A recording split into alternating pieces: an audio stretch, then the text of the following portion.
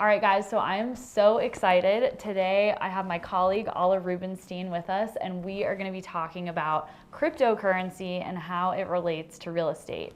So just a little intro for Alla. She, like I said, is my colleague. She's actually an agent here with us at Signature Properties, but she is also the director of the investor relations of BXE Capital, which is a digital asset fund, investment fund, in Denver. She is also a certified blockchain expert by the Blockchain Council, and she actually teaches a course to other real estate agents on the potential of blockchain investing in real estate. So thanks for being here. Thank you, Alex. I'm so happy to be here. So the world of crypto is obviously massive and complicated and new and exciting. And today we're just like barely gonna scratch the surface, but we're gonna focus on how crypto is being used in real estate today and what the potential is for the future. So Alla, let me start with asking you, can you give us just like a basic overview of crypto and the blockchain, like for us noobs who've never heard of it before, we don't know anything? Yeah, thanks, Alex. So like you mentioned, this is a really big space that's growing exponentially. And so anything we talk about here is gonna be just very high level overview. I don't know about you, Alex, but I haven't used cash in quite some time. Most of my purchases and transactions are done online, through online banking, through PayPal, Venmo, all different sorts of apps. So to me, cryptocurrency really makes sense as the next evolution of digital money. It's a lot more efficient.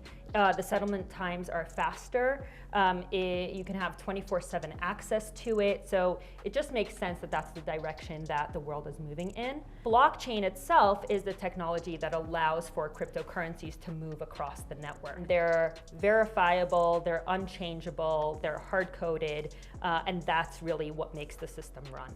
Okay, so blockchain is like the technology that crypto runs on, essentially. Yeah, and a basic explanation. Exactly. Okay, so I guess my follow-up question then, now that we have some definitions under our belt, is how are people using crypto today to purchase real estate? Are they simply like investing in crypto and then cashing it out and buying the real estate in hard money, US dollars, or is there something else happening? Yeah, currently that is the most common way. Most recently, there was a study conducted by Redfin that found that 12% of first-time home buyers liquidated their crypto assets in order to qualify for a mortgage. 12%, that's like a big number. That's a really big number, and I was actually surprised by it myself.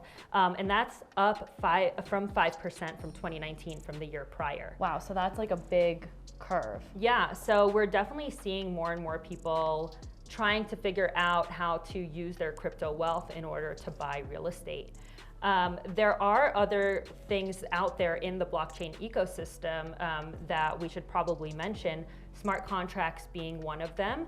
NFTs are also, I'm sure people are familiar with the term, are being used in the real estate space. So there's a lot of creative different avenues that people can take. So today a lot of people are cashing out their investments using cash to buy the real estate.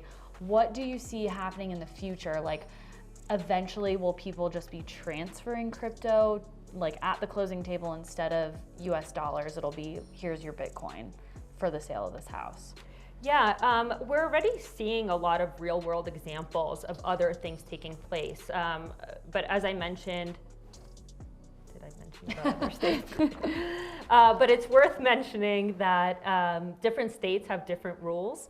And so we are seeing things like what you mentioned, so 100% crypto transaction take place, and I'll give you a few examples. Not too long ago, there was a penthouse in Miami Beach that sold for $28 million worth of Bitcoin, and that was a full crypto transaction.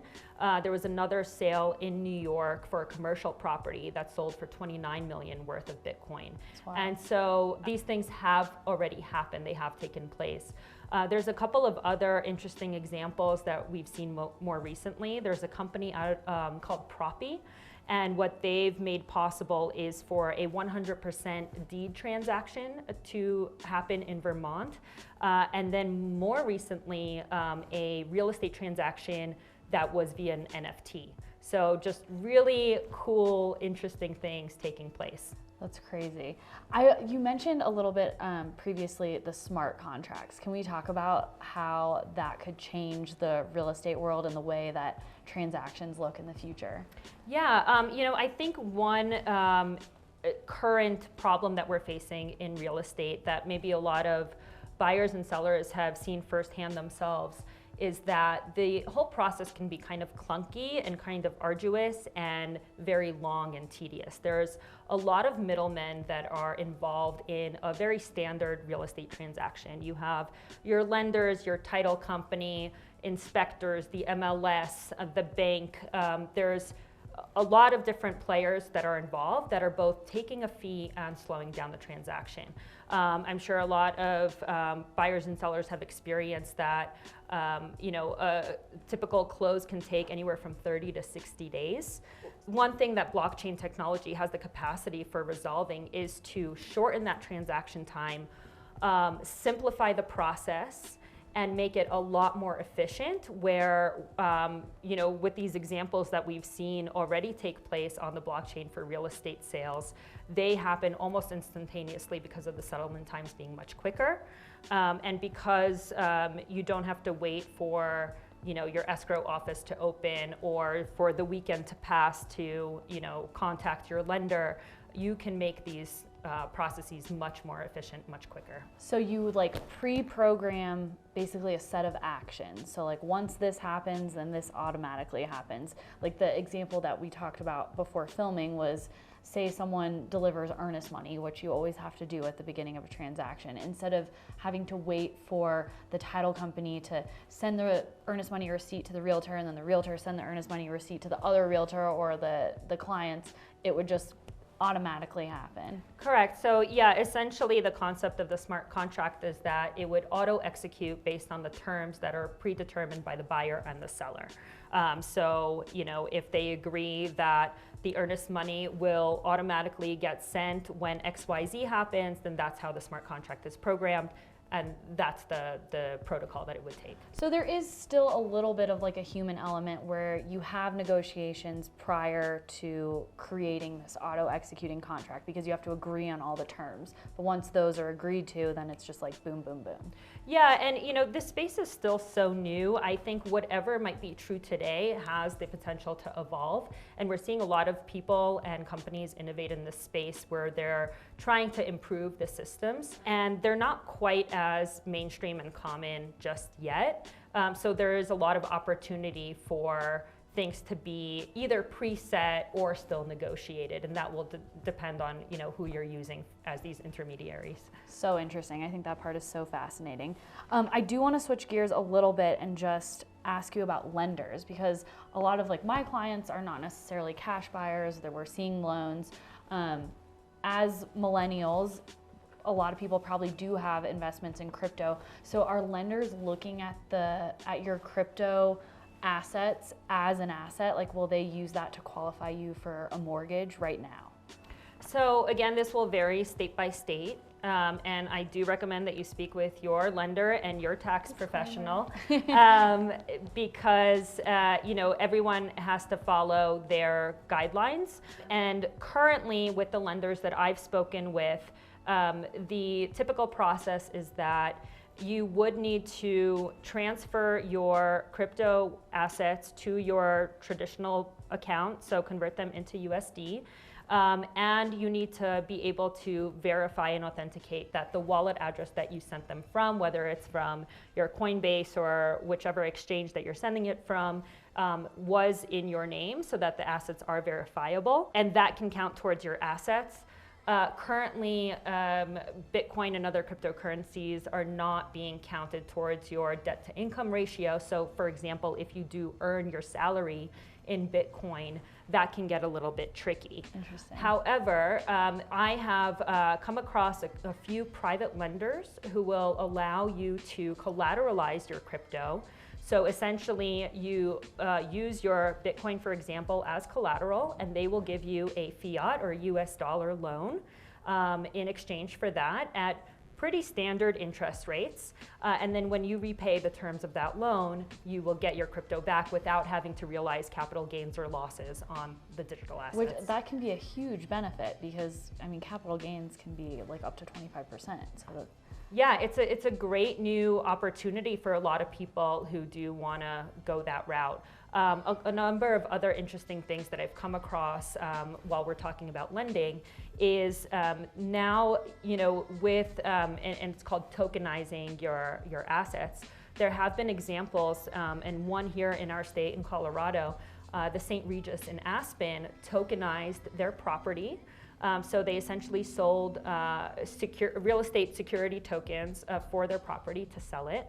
And that made the property not only open to a number of investors that potentially wouldn't have had access to something like this, but it also gives the opportunity for real estate to be really liquid. So I'm actually glad you brought that up because we didn't talk about this in our questions, but I was just reading an article about this, and that part is fascinating to me. It's basically like making one property an REIT essentially. Mm-hmm. So many different investors can invest in the same property and collect the rents or whatever, which basically act as your dividends. You get paid whatever it may be every month, every quarter.